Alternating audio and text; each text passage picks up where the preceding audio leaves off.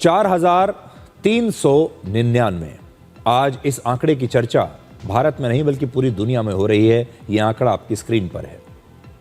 आप भी सोचते होंगे कि 4,399 क्या है, तो ये उन दिनों की संख्या है जब प्रधानमंत्री मोदी लगातार भारत के प्रधानमंत्री पद पर रहे, और यह अपने आप में एक नया रिकॉर्ड है।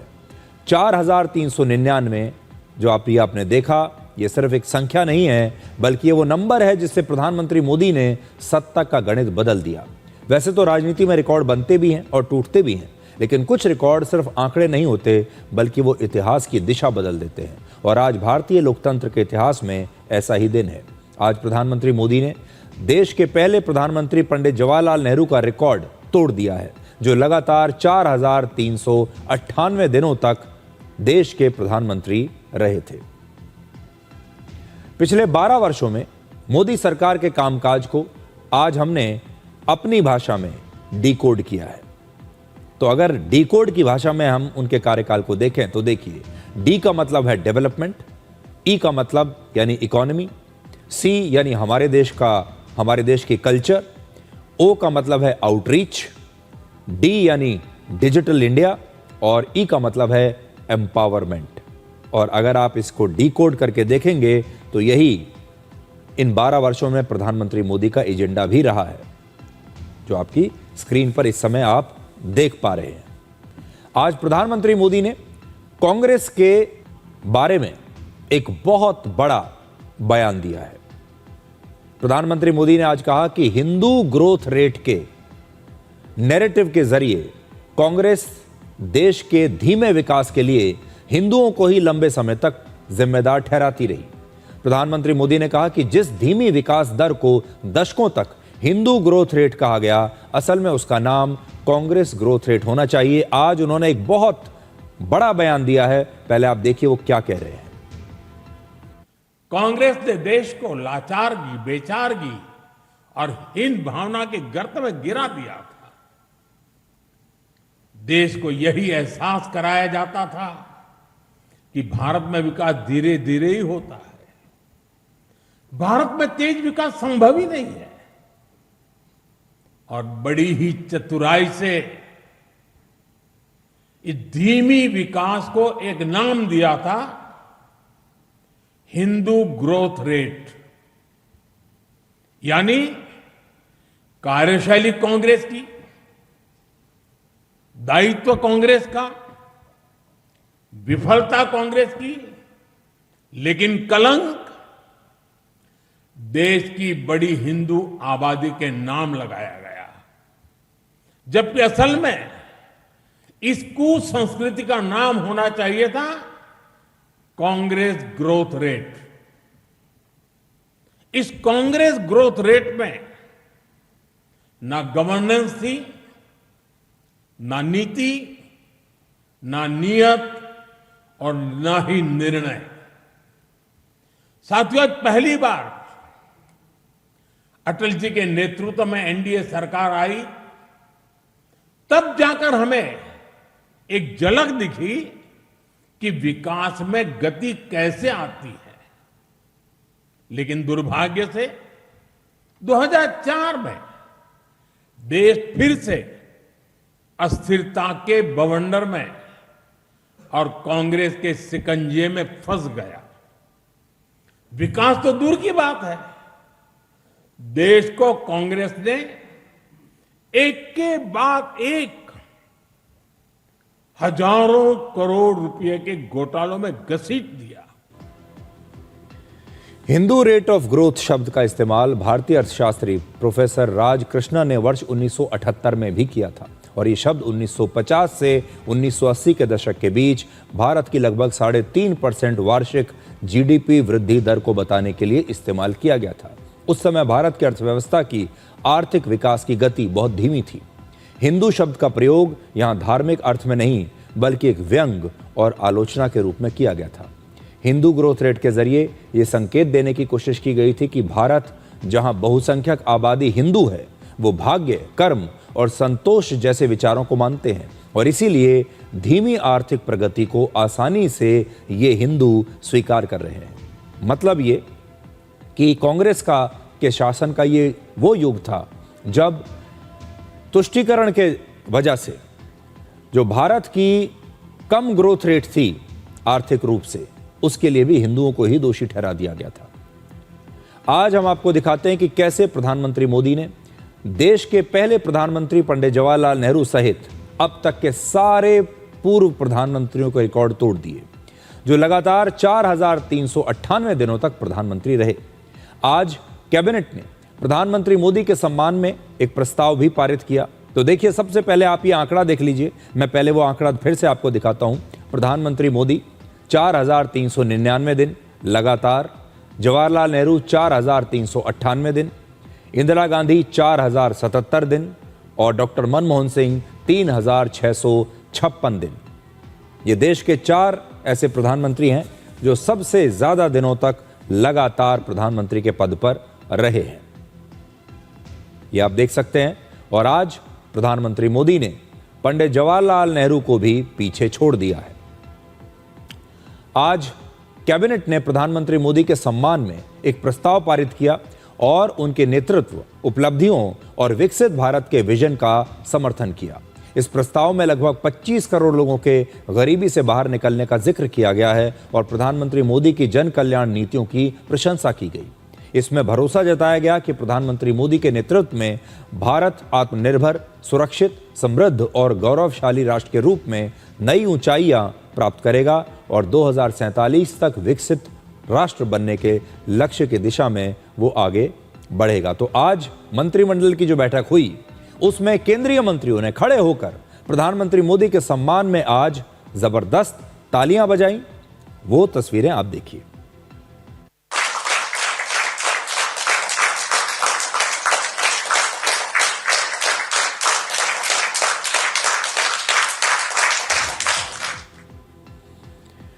तो पहले आज दिन में ये कैबिनेट की बैठक हुई, जिसमें एक खास तौर पर एक प्रस्ताव पारित किया गया प्रधानमंत्री मोदी के सम्मान में, उनकी प्रशंसा करते हुए पूरे कैबिनेट ने खड़े होकर उनके लिए तालियां बजाई।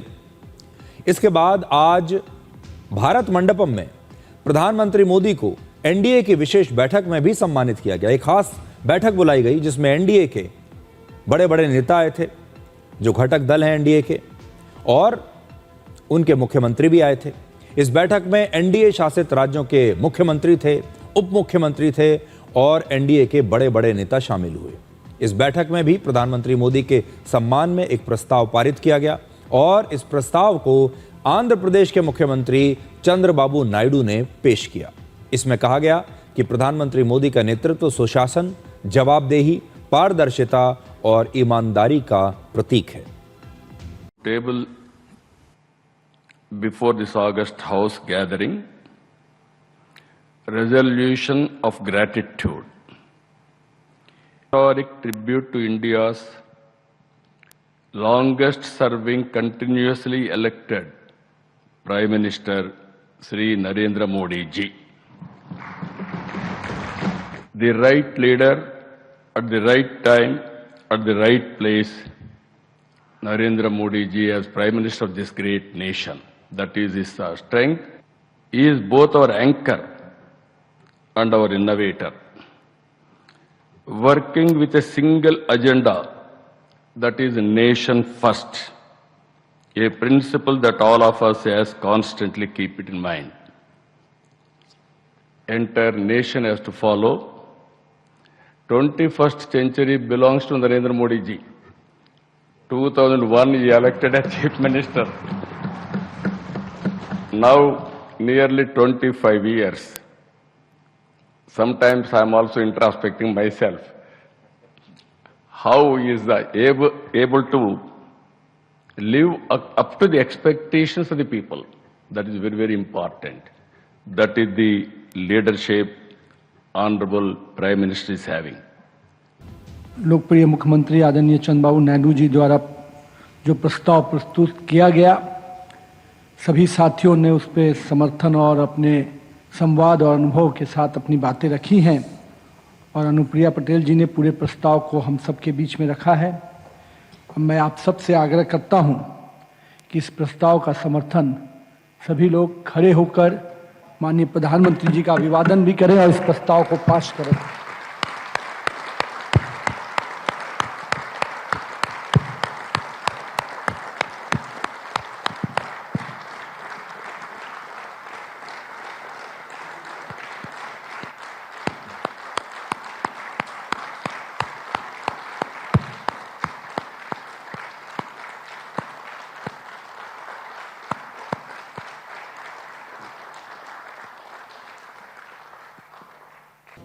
आज एनडीए की इस बैठक में पश्चिम बंगाल के मुख्यमंत्री शुभेंदु अधिकारी ने खुद प्रधानमंत्री मोदी को झालमुड़ी बनाकर खिलाई। पश्चिम बंगाल की राजनीति से लोकप्रिय हुआ झालमुड़ी अब भी ट्रेंड कर रहा है और इस वीडियो को प्रधानमंत्री मोदी ने खुद आज इंस्टाग्राम पर शेयर किया है। आप भी देखिए। ये वाला चाहिए।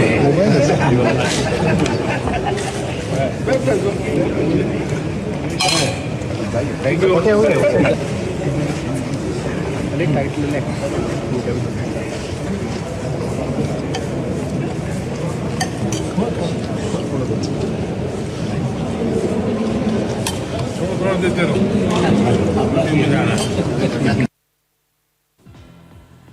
बीजेपी आज दुनिया की सबसे बड़ी पार्टी है और इसका बहुत बड़ा श्रेय प्रधानमंत्री मोदी को जाता है। इसलिए प्रधानमंत्री मोदी की इस उपलब्धि पर आज देश भर में बीजेपी के नेताओं, बीजेपी के सांसदों, मंत्रियों, मुख्यमंत्रियों ने मंदिरों में जाकर पूजा की।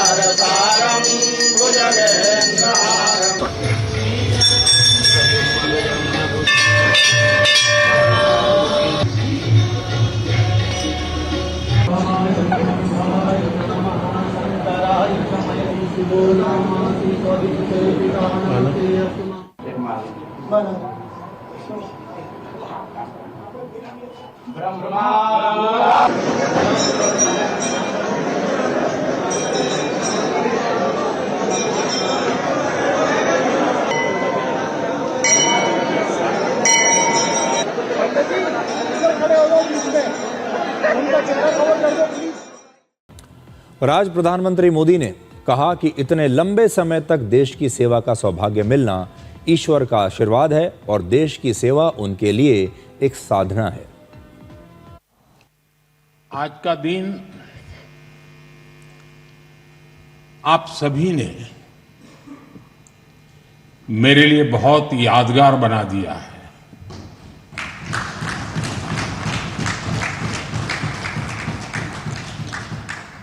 मैं अभिभूत हूं, कृतज्ञ हूं। चरैवेति चरैवेति के मंत्र का जाप करते हुए इस राजनीतिक यात्रा में अनेक उतार चढ़ाव देखते हुए एक दिन ये पड़ाव भी आएगा, मैंने कभी सोचा नहीं था।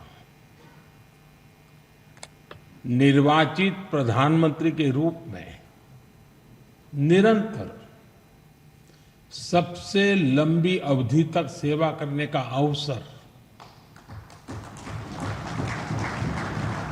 इसे मैं अपना परम सौभाग्य मानता हूं। आपने इस अवसर पर मुझे सम्मानित किया, इतना मान दिया, इसके लिए मैं आप सभी का बहुत बहुत आभारी हूं। साथियों, इतने लंबे समय तक मां भारती की सेवा का सौभाग्य मिलना, ये ईश्वर की विशेष कृपा से ही संभव हो सकता है। और मेरे लिए तो जनता जनार्दन ही ईश्वर का रूप है।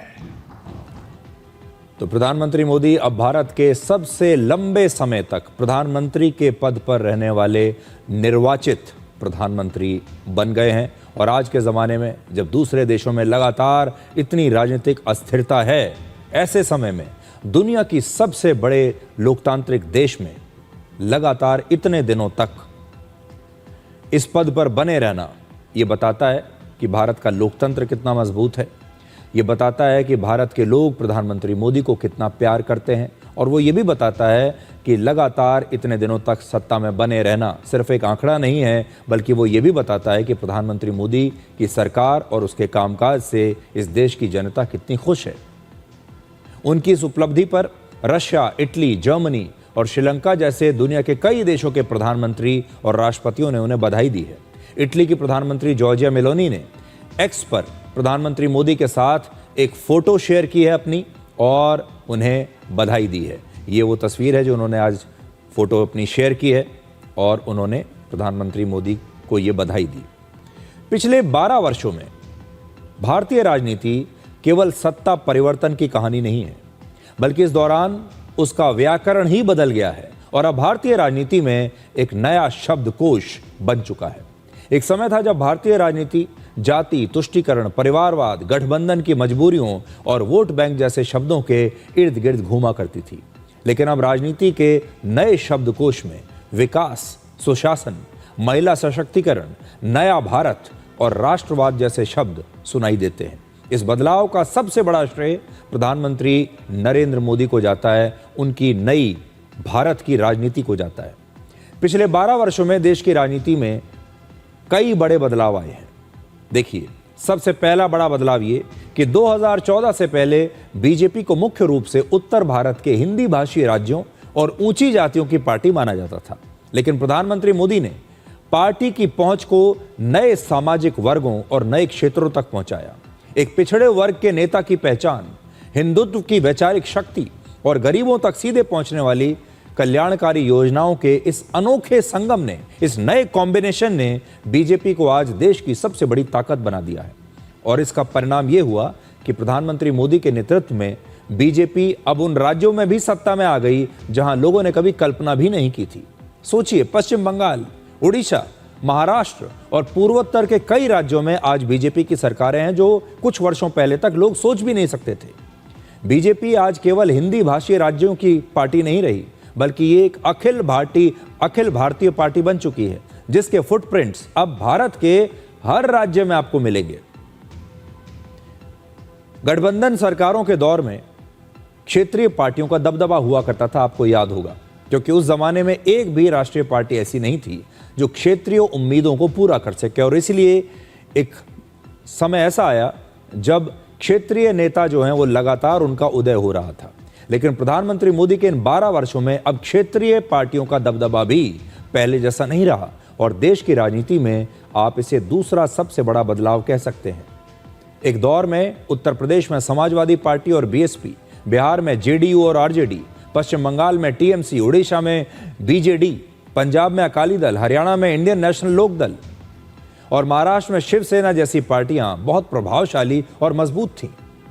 वो गठबंधन सरकारों में अपना एजेंडा चलाती थीं, ब्लैकमेल किया करती थीं। आज ममता बनर्जी, अरविंद केजरीवाल, नवीन पटनायक, उद्धव ठाकरे, शरद पवार, लालू यादव, मायावती और चौटाला परिवार जैसे बड़े बड़े क्षेत्रीय नेता अपने अस्तित्व की लड़ाई लड़ रहे हैं और बहुत कमजोर हो चुके हैं। और ये सारी परिवारवादी पार्टियां थीं। प्रधानमंत्री मोदी की लोकप्रियता, बीजेपी के मजबूत संगठन और आक्रामक चुनावी रणनीति ने इन क्षेत्रीय पार्टियों के साथ साथ कांग्रेस को भी बेहद कमजोर कर दिया। और आज राष्ट्रीय राजनीति में क्षेत्रीय पार्टियों का प्रभाव पिछले 4 दशकों में सबसे कम है। बीजेपी की सफलता की एक बड़ी वजह मोदी सरकार की गरीबों के लिए कल्याणकारी योजनाएं भी थी, और राजनीति के लिहाज से आप इसे तीसरा सबसे बड़ा बदलाव कह सकते हैं पिछले 12 वर्षों में। यानी अगर अब किसी पार्टी को चुनाव जीतना है तो उसे देश के आम लोगों के लिए, गरीब जनता के लिए काम करना ही पड़ेगा। मुफ्त राशन, उज्ज्वला योजना, प्रधानमंत्री आवास योजना और जनधन खातों जैसी योजनाओं ने करोड़ों गरीब परिवारों के बीच बीजेपी की लोकप्रियता बढ़ा दी। राजीव गांधी जब प्रधानमंत्री थे तो कहा करते थे कि दिल्ली से जो 1 रुपया गांव में भेजा जाता है वो गरीबों तक केवल 15 पैसे उसमें से पहुंचते हैं और 85 पैसे भ्रष्टाचार में ही कहीं खो जाते हैं। लेकिन आज लोगों को सरकार की हर योजना का लाभ बिना किसी कटौती के सीधे उनके बैंक खातों में मिलता है। इससे बीजेपी को उन लोगों का भी समर्थन मिला जो पहले इस पार्टी के पारंपरिक वोटर्स नहीं थे। और यही है नया भारत और नई राजनीति। चौथा सबसे बड़ा बदलाव ये कि प्रधानमंत्री मोदी के 12 वर्षों में अंतर्राष्ट्रीय स्तर पर भारत का जो रुतबा बढ़ा है, ऐसा रुतबा भारत के लोगों ने इससे पहले कभी महसूस नहीं किया। चाहे अमेरिका हो या रशिया, चीन हो, यूरोप हो या फिर अरब देश, भारत इन सभी देशों के साथ अब अपनी शर्तों पर काम करता है और आज भारत एक ऐसी वैश्विक ताकत बन चुका है जिसे कोई भी देश, चाहे कितना भी बड़ा क्यों ना हो, नजरअंदाज नहीं कर सकता। और यही वजह है कि अब तक दुनिया के 32 देशों ने प्रधानमंत्री मोदी को अपने यहां के बड़े बड़े अवार्ड से सम्मानित किया है। अब एक बार फिर से हम प्रधानमंत्री मोदी के 4,399 दिनों की बात करना चाहेंगे, जिसमें सभी के लिए एक बहुत बड़ी सीख छिपी हुई है। अगर मजबूत इच्छा शक्ति के साथ लगातार कठिन परिश्रम किया जाए तो 4,399 दिनों में बहुत कुछ हासिल किया जा सकता है और इससे देश के 140 करोड़ लोगों के जीवन में क्रांतिकारी बदलाव लाया जा सकता है। और सबसे दिलचस्प बात यह कि इतने दिनों में प्रधानमंत्री मोदी ने एक दिन के लिए भी छुट्टी नहीं ली है। तो आपने ये देखा कि लगभग 4,400 दिनों में कैसे भारत जैसे इतने विशाल देश को बदला जा सकता है, 140 करोड़ लोगों के जिंदगी को छुआ जा सकता है, उसे बेहतर बनाया जा सकता है। और इस सब में उन्होंने लगाए हैं लगभग 4,000 दिन। तो 4,000 दिन एक बहुत बड़ा लंबा समय होता है अगर काम करना चाहें तो। ये 4,399 दिन जो हैं, आप सोचिए इतने से दिनों में आप भारत में कितना बड़ा बदलाव आज महसूस करते हैं। आप अपने जब घर में रहेंगे तो भी आपको बदलाव महसूस होगा और जैसे ही घर से निकलेंगे तब भी आपको वो बदलाव महसूस होगा जो सिर्फ 4,399 दिनों में आप तक पहुंचा है। अब हम आपको सत्ता के शिखर का एक नया वर्ल्ड ऑर्डर दिखाते हैं। प्रधानमंत्री मोदी 2014 से लगातार इस पद पर हैं।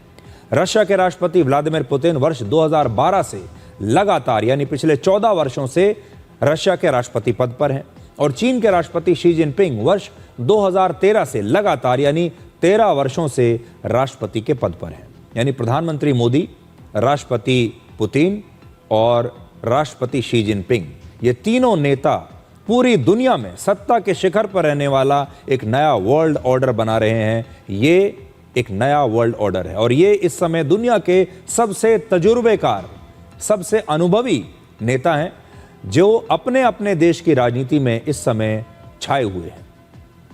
और इसलिए ये जो युग है, आगे चलकर इतिहास में इस युग को याद किया जाएगा जब 3 ऐसे नेता रहे दुनिया में, जहां प्रधानमंत्री मोदी हैं, व्लादिमीर पुतिन हैं और शी जिनपिंग हैं। और ये 3 दुनिया के सबसे बड़े देशों के राष्ट्राध्यक्ष हैं, प्रधानमंत्री हैं और राष्ट्रपति हैं, जिसमें भारत दुनिया का सबसे बड़ा लोकतंत्र है।